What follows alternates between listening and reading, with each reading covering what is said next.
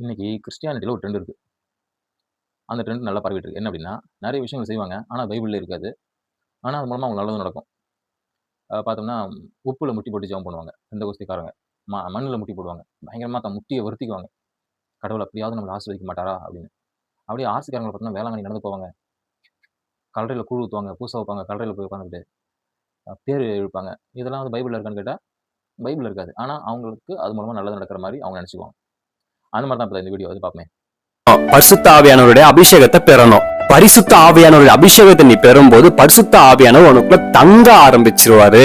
நீ அபிஷேகம் பெற்றுட்டன்றதுக்கு ஒரு அடியாளம் தான் உனக்குள்ள இருக்கிற அந்நிய பாஷை வர வேலை செய்ய ஆரம்பிக்கும். நீயும் அந்நிய பாஷை பேசுவ. இந்த வீடியோல என்ன சொல்ல வராங்க அப்படின்னா, பரிசுத்த ஆவியானவர் ஒரு மனுஷனுக்குள்ள வந்தா அவன் அந்நிய பாஷை பேசுவான் அப்படின்னு சொல்றாங்க. இது பைபிள்ல இருக்கான்னா 2 இடங்கள்ல இருக்கு. ஒண்ணு அப்போஸ்தலர் 2வது அதிகாரத்துல இருக்கு. இன்னொன்னு அப்போஸ்தலர் 10வது அதிகாரத்துல இருக்கு. மற்ற நாடுகள்ல மக்கள் பேசின பாஷைகள பேசுனாங்க. ஆனா பைபிள் நெறைய இடத்துல தீர்க்க தரிசனம் தான் சொன்னாங்க. பரிசுத்த ஆவியானவர் வந்ததுக்கு அப்புறம், அவங்களுக்குள்ள பரிசுத்த ஆவியானவர் வந்ததுக்கு அப்புறம் தீர்க்க தரிசனம் சொன்னாங்க. தாவீது பார்க்க முடியும். எலிசபெத் அவங்கள பார்க்க முடியும். மரியாள் அவங்கள பார்க்க முடியும். இன்னும் நெறைய இருக்கு. அவங்க தீர்க்க தரிசனம் சொன்னாங்க. பரிசுத்த ஆவியானவர் வந்ததுக்கு அப்புறம்.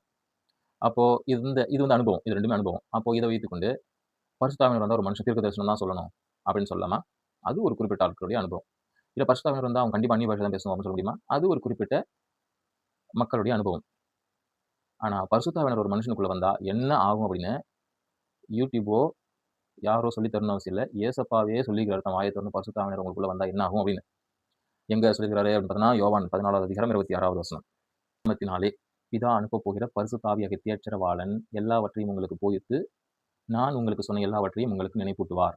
ஸோ பரிசுத்த ஆவியானவர் ஒரு மனுஷனுக்குள்ள வந்தா என்ன பண்ணுவார்னா, வசனத்தை நினைப்பூட்டுவார். அந்நிய பாஷை பேச வைக்க மாட்டார். வசனத்தை நினைப்பூட்டுவார். அடுத்து 15வது அதிகாரம் 26வது வசனம். பரிசுத்த ஆவியானவர் நம்மகிட்ட வந்தாக்க, என்னை குறித்து சாட்சி கொடுப்பார். நம்ம மூலமா சாட்சி கொடுப்பார்.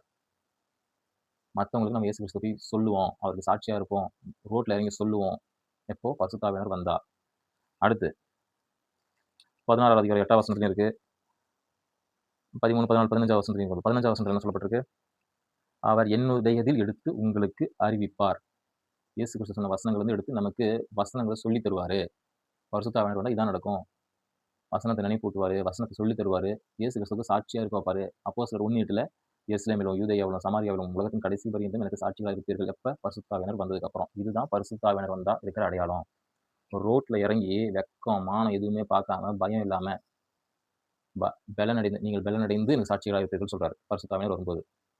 இத எதையுமே பார்க்காம நம்ம ஆண்டவருக்காக இறங்கி, அவருக்கு சாட்சியா இருப்பான். யாரு? யாருக்குள்ள பரிசுத்த ஆவியானவர் வராரோ, அந்த மனுஷன் அப்படி இருப்பான். ஆனா ஏன் அதற்கு பதிலா இத வந்து பாஸ்டருங்களோ, இல்ல வீடியோக்கள்லயோ அந்நிய பாஷை பேசுவ அப்படின்னு சொல்றாங்க அப்படின்னா, இதுதான் ஈஸி. ஒரு ரூமுக்குள்ள உட்காந்துட்டு அந்நிய பாஷை பேசுறது எந்த கஷ்டமும் கிடையாது. அது எந்த அந்நிய பாஷை? அந்த ஒரிஜினல் அந்நிய பாஷை நீங்க பேசுறது கிடையாது. இங்க ஒரு டூப்ளிகேட் அந்நிய பாஷை ஒண்ணு இருக்கு. அத பேசிட்டு உட்கார்ந்திருப்பாங்க. ஆனா எது கஷ்டம் அப்படின்னா, அவருக்கு சாட்சியா இறங்கி செய்யறது தான் கஷ்டம்.